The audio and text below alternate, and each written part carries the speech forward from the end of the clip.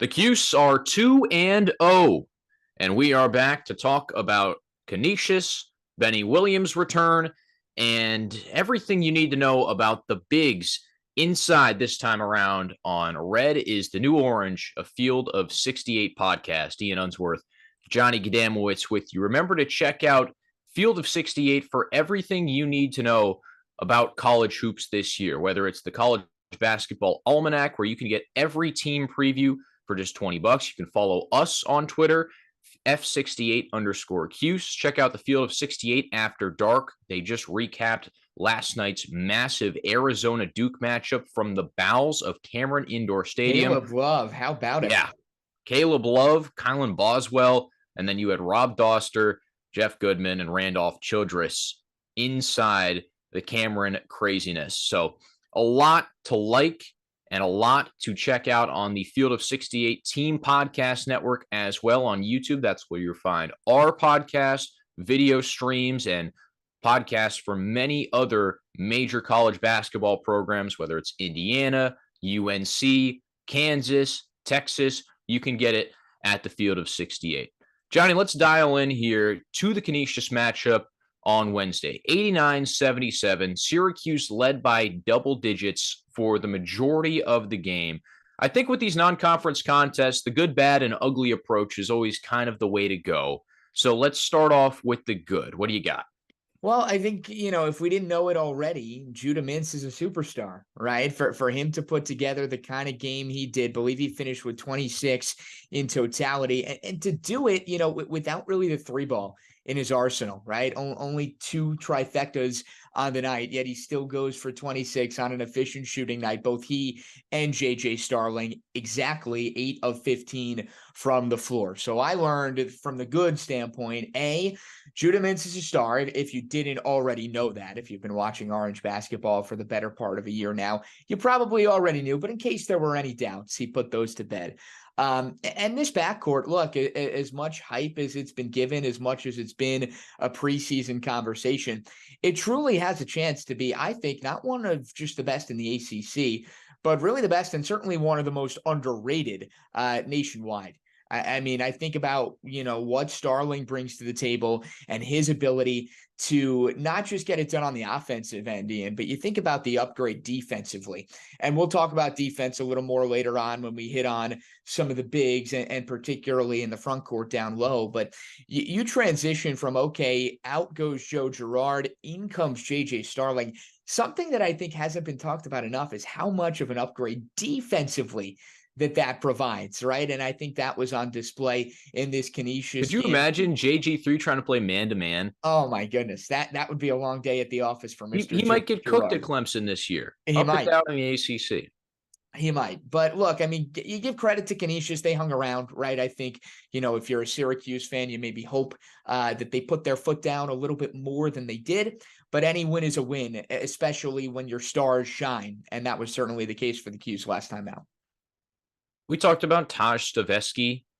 He was our one guy to watch that we've kind of based these mid-major previews on. 12 points, 15 shots. Trey Dinkins led the Golden Griffins in scoring. 17 points, 14 shots. Inefficient nights for the main men of Canisius. My good is from more of a wide lens stance. Syracuse is winning the games they're supposed to win right now. And that's all you can ask for from Red Autry. People are frustrated with the lack of killer instinct. I know Matt Park and Jim Saddlein were mentioning on the radio broadcast that this was just an 18-point lead in the second half. It's cut down to 10. Syracuse expands it back out to 12. Canisius makes a bit of a run and I guess kept you watching for those end stretches of the second half. But from a 30,000-foot view, this is a game last year, 2 years ago, the Orange would have made you sweat a little bit. And it does not look like in the first half, Syracuse has any problems getting out in front. What was the talk last year? Slow start. Bad shooting, slow start. And that is how you let these teams in the games and you make your fans uneasy. This year, Syracuse, even though down the stretch things gets a little iffy, as some guys are still not in game shape. Some guys are working their way back from a couple minor knocks in the preseason.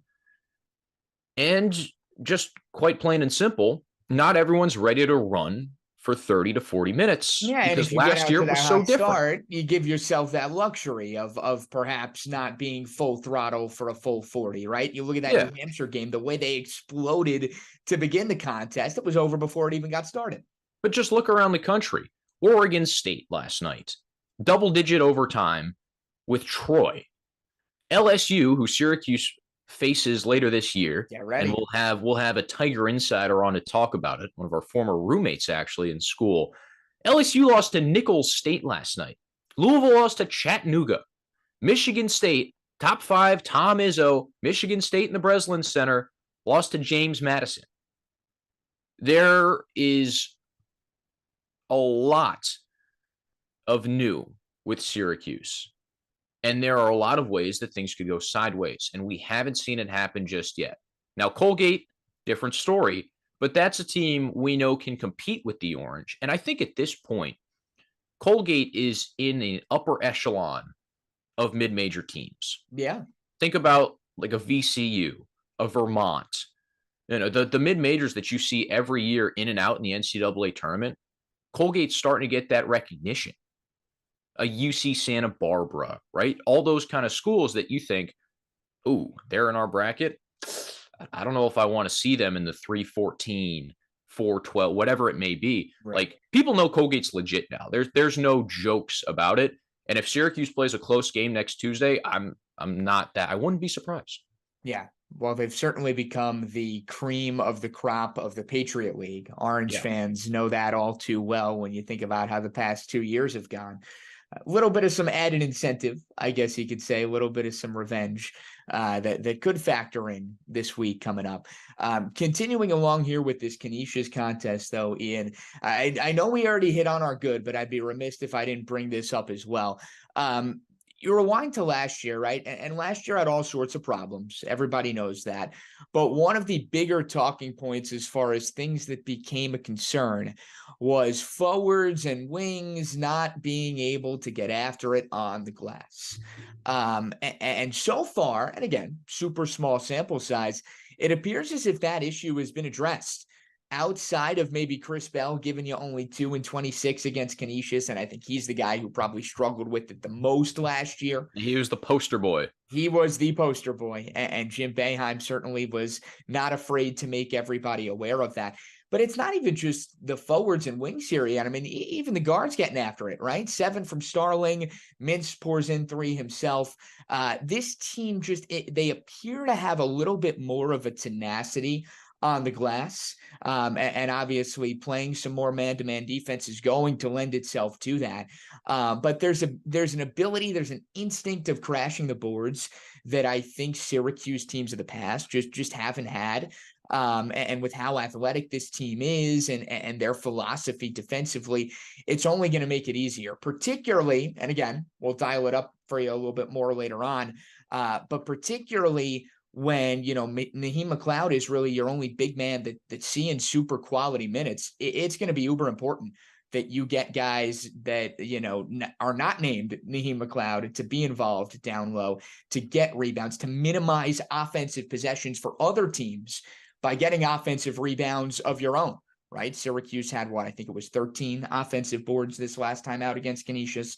So that's McLeod at about half of those, just tipping it to himself. Correct. So maybe not my main takeaway as far as the good, but definitely something that I wanted to make sure we addressed as well, considering how bad it was last year. And that all comes from the zone man difference in scheme. We talked about that on our last edition on Monday. You can listen back to that wherever you get your podcasts, or Field F68 Cuse on Twitter. Red is the new orange, a Field of 68 basketball podcast. You can find it there.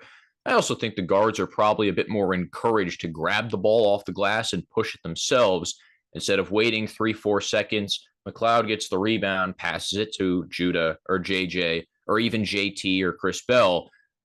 But then the defense gets back and you're pushing into a wall of defenders. So that's all good though, Johnny. And that's a great rebounding point, because every once in a while I think it's come up this year just in the Twitter messages and all that sort of stuff. People still want to know if the rebounding will be shored away. And at least against Canisius, it was. Let's move on to the bad, though, because there is still stuff to improve. It's the second game of the season, and this is a new coaching staff and a reworked roster. My bad, even though you put some praise on him early on, Johnny, Judah Mintz didn't look great until the end of the second half. He's just been a little loose with the ball at times, especially at the end of the first half. There were times when he threw an inbounds pass right to Canisius. He took about 4 or 5 of those awkward leaners again, which I'm just not a fan of. I've got it written down here. At the end of the first half, Syracuse called a timeout with 17 seconds left, right? To use it or lose it. And last year, everyone complained about the Boeheim out of timeout plays, these inbounds plays. They're not good enough. Syracuse out of the timeout, gave it to Judah Mintz. He dribbled into 2 guys, took an awkward leaner with 5 seconds left. And then Canisius traveled, turned it over, and Syracuse couldn't get the ball in bounds with 2 on the clock. So that is just not going to cut it. And Judah draws so much attention overall that I think he could just pay a bit more attention to his teammates and try to get the ball off when he's in that 10-foot area close to the rim.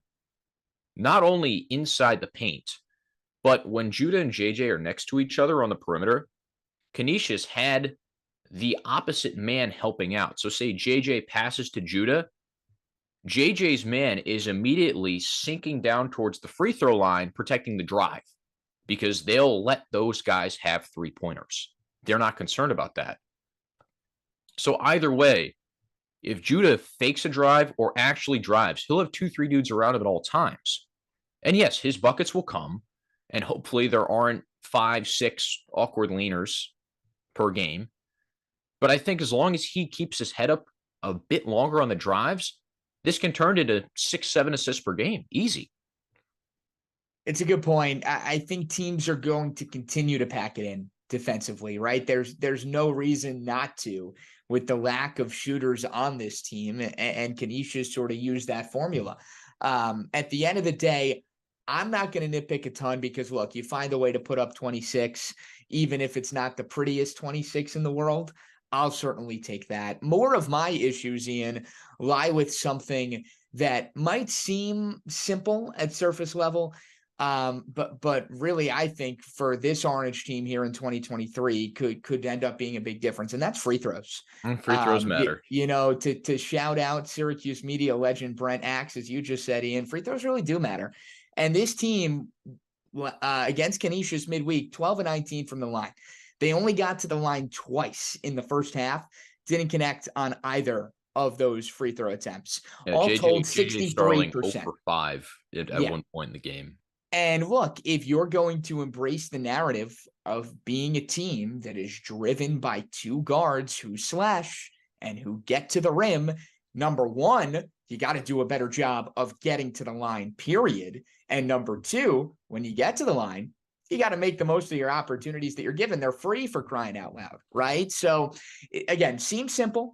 But when you're going up against teams that are going to make their presence felt in the paint and try to do everything they can to be physical with you, right? Syracuse is going to embrace that, right? I don't see an identity shift of mid-year of this team all of a sudden deciding, okay, you know what? No, we're going to make our bread and butter from beyond the arc. I just don't think that's what this team is. This team is a team that is going to thrive in the mid-range, that's going to thrive going to work in the paint. So there's going to be contact and there's going to be physicality.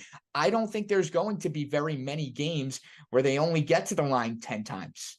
Right. That's just not the nature of how they play, or at least how they have played through. Especially not in the ACC, where you've got games that turn into hack fests and you play Virginia and you're scoring 55 points. Absolutely. So I don't care if it's Red Autry taking an hour out of the next practice and saying, hey, we're working exclusively on free throws today. I want you guys to get your reps. I want you guys to get that rhythm. Do what you got to do. I don't care. They can spend 2 hours on it for all I care. 12-19 in meaningful January, February games in a 2-point loss to Virginia or to North Carolina. It's killer. You can't have it. And it's one of those things that comes back to bite you when you need it the most.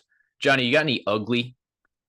Nothing crazy. I mean, I don't know. Look, I brought it up before. Chris Bell, 26 minutes, 2 rebounds, but I don't want to harp on that too much because we know what he is. I think what I would say for maybe the ugly here, Ian, and this kind of will lend itself to where we're going next a little bit, I think, in that, Naheem McLeod plays 18 minutes. Can we get Mooney or Hema on the court? Even a little Peter Carey if need be. With McLeod, look, I think with him, if he's even half of what Jesse Edwards was last year, that's a win.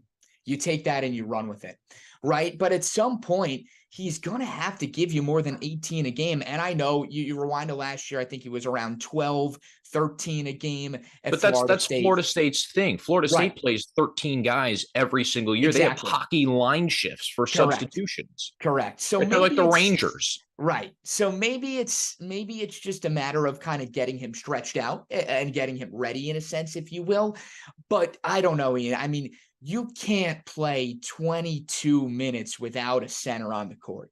You just can't. I don't care if you're embracing small ball, if you're going to try to get up and down the court quicker. Especially in a conference like the ACC, you need that interior presence. I don't care if it's, all right, let's get McLeod up to 22, 23 a game, or let's get Hema in off the bench. Let's give him, Kyle Cuff, Quadir Copeland-esque type numbers. But one of the two has to happen, and it has to happen sooner rather than later, even with Benny Williams' return looming large. Because in ACC play, once we cross the new year, January 2nd, you're in Cameron Indoor. You got Kyle Filipowski, who's probably everyone's unanimous favorite for ACC Player of the Year, at the 5. You got UNC shortly after. Armando Bacot, who's probably hunting down his second doctorate as we speak, is still in a UNC uniform. Somehow, some way. NIL money in Chapel Hill works wonders. I thought McLeod had a lot of good moments in the Canisius game. I think we might as well get into this conversation here. I thought he had a lot of good moments. He blocked the layup on one side, ran the floor, and got a putback on the other. He had 2 blocks on consecutive shots at one point, one on either side of the backboard. And then his teammates didn't box out, and Canisius got the layup on the 3rd try. I even have written down, did Naheem McLeod win the game for Syracuse? Obviously, he didn't. But there were times when nobody was scoring, and Cuse went on another drought at the end of the first half, early second half, where it was the defense of McLeod and just the sheer size going over 6'8" and below, aka the entire Canisius team, that really kept Syracuse's offense afloat. So all in all, he has a big impact. He won't have any highlight plays besides a big block or two. He's not a vertical athlete. He's not Duncan. But he takes up enough space to where he could be a defensive upgrade just because of his sheer presence. I don't think teams were afraid to go at Jesse Edwards last year. McLeod, maybe you start thinking of it more when 7'4" is standing in your way. And he stays out of foul trouble as well, which is a luxury that Syracuse has not had with big men over the past couple of years. Jesse was a copious fouler. He only had 2 against Canisius McLeod, that he didn't commit a single personal in the opener against New Hampshire, which lends the question to itself even more. Ian, here we go again. Would it kill Red Autry to give him more than 18 minutes? I personally think the reason it's not happening is because, like I said earlier, probably just a matter of getting him stretched out. You're not going to run him, go from 13 a game last year to all of a sudden you snap your fingers, you're looking at 26, 27 consistently. But at the same token, starting really next game, maybe not so much Colgate, but after Colgate, you might not have that luxury. Right. In our preseason talks, Ian, I talked about kind of the importance of this early season schedule. Right. And you push back on it a little bit, saying, these games are against cream of the crop type teams. Let the results be the results and just continue to build.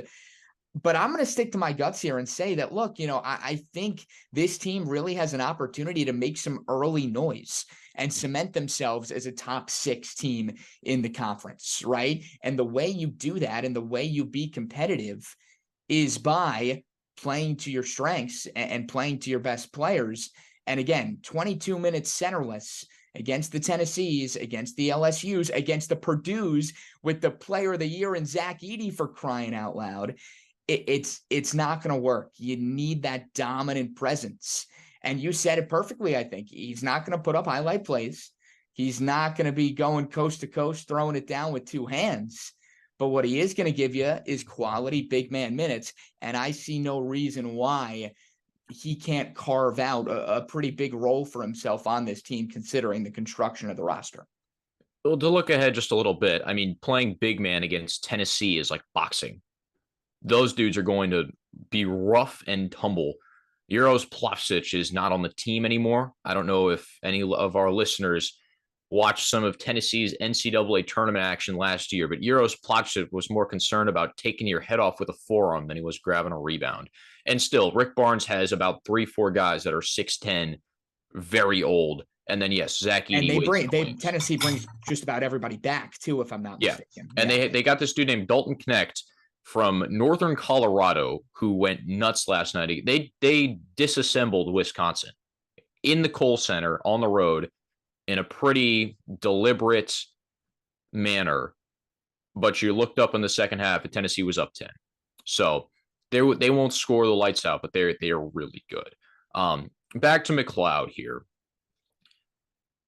There are 2 problems you run into if you're Red Autry. One, I think you fully covered the conditioning aspect, whether he needs to get his legs in game shape or if it's just too much to ask a 7'4" dude to run up and down the floor, which he does rather well, but to do it for over 25 minutes is a tough ask. It's asking a lot. It is. It's a lot of weight to move. Let's be frank. It's a lot of limb. It's a lot of weight to move.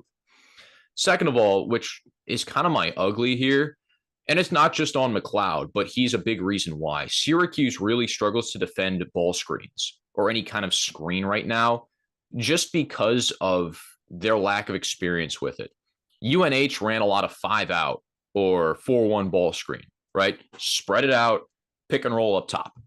And McLeod can't get out there. So he has to sit in the paint and you get an open mid-range jump shot. With Canisius, it was a bit different. They were running off-ball screens, but you still had McLeod involved. You fake a dribble handoff, you get a backdoor cut off it for a bucket. Why? McLeod is out of the paint with the big man who's faking the handoff.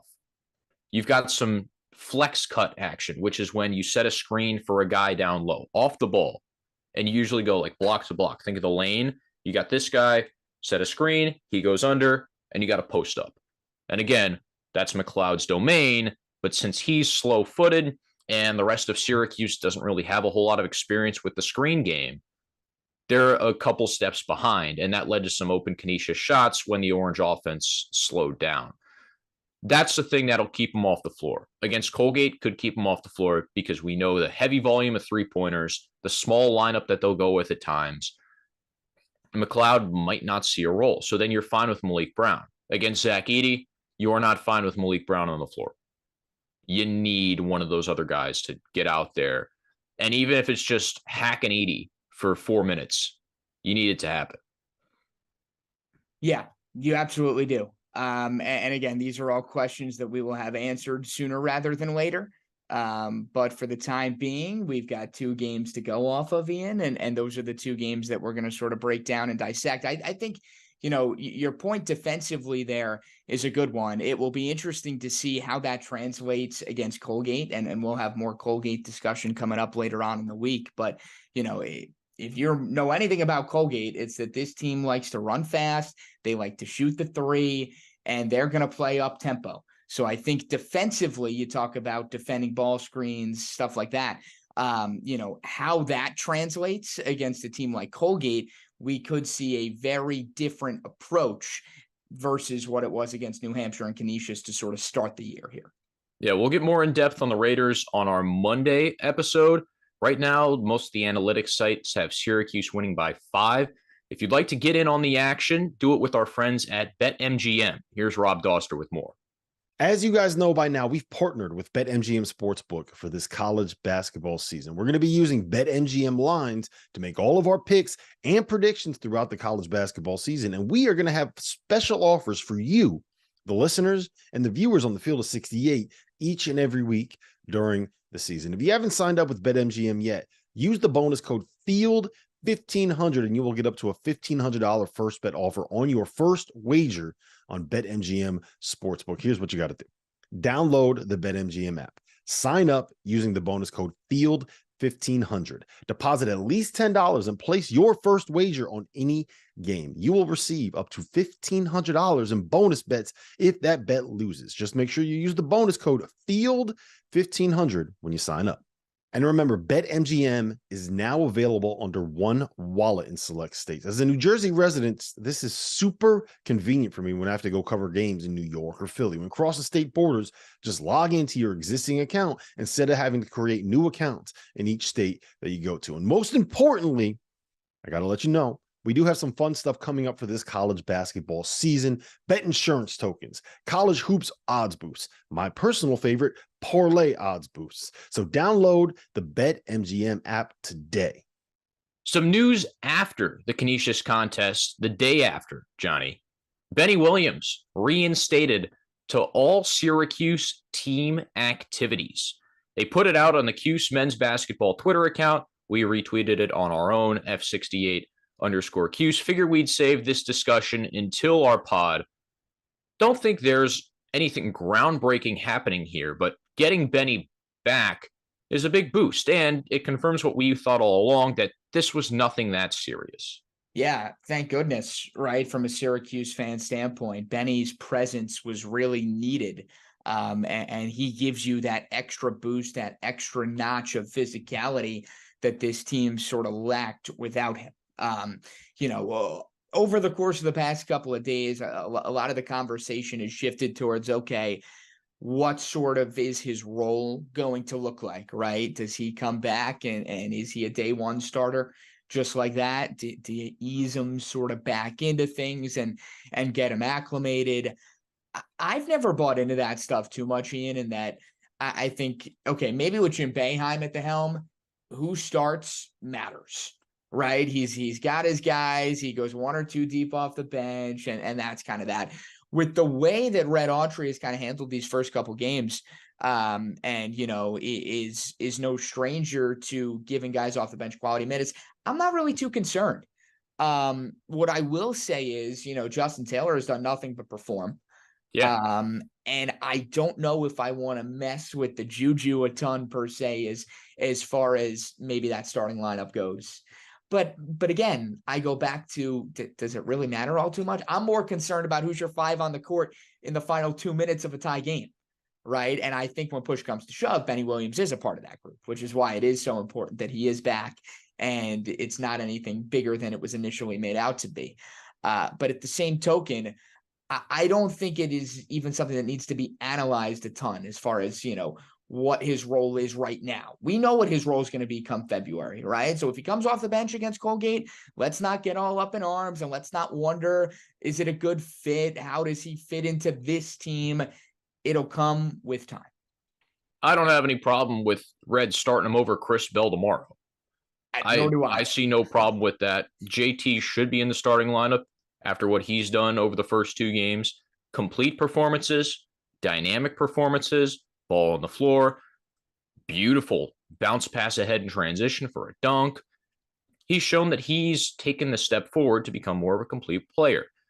And Chris Bell still makes shots sometimes, but all he's really done over the first two games is shoot it, regardless of whether there's a hand in his face or not. Since JT's taken the step forward, Benny doesn't have as much responsibility on his plate. You just want his athleticism there. You want him to rebound too. 7 guys on this team played 16 minutes or more against Canisius, right? Fresh legs is going to be huge. We talked about it earlier in our McLeod conversation.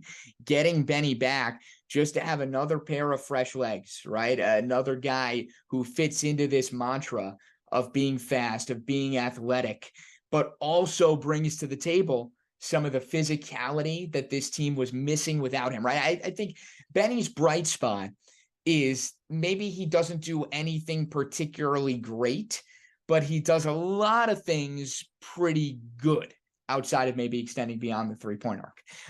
But I think he checks a lot of boxes. He'll help out defensively. He can pour in potentially as many as 9 to 10 a night if all goes well offensively. 15 a night. Right, even more. So I think him coming back is just going to take a little bit of the pressure off, because then you don't need Justin Taylor and Chris Bell to be unconscious sharpshooting, right? Because these first 2 games, you've been asking a lot of Taylor and Bell, right? You don't have anything beyond the arc. And that's not to say that Benny back solves those problems, but it's just— You just get another dimension. It's a little less pressure to go around. Exactly. So Benny will be back against Colgate, that contest on Tuesday, and we will have a full in-depth preview Monday out at noon. Thanks for sticking with us. With Johnny Gadamowitz, I'm Ian Unsworth. Listen wherever you get your podcasts. Drop us a follow, F68_Cuse on Twitter, and check out The Field of 68, both after dark, our team podcast, the College Basketball Almanac, whatever you need to get you ready for conference play, multi-team events. We've got it here at the Field of 68.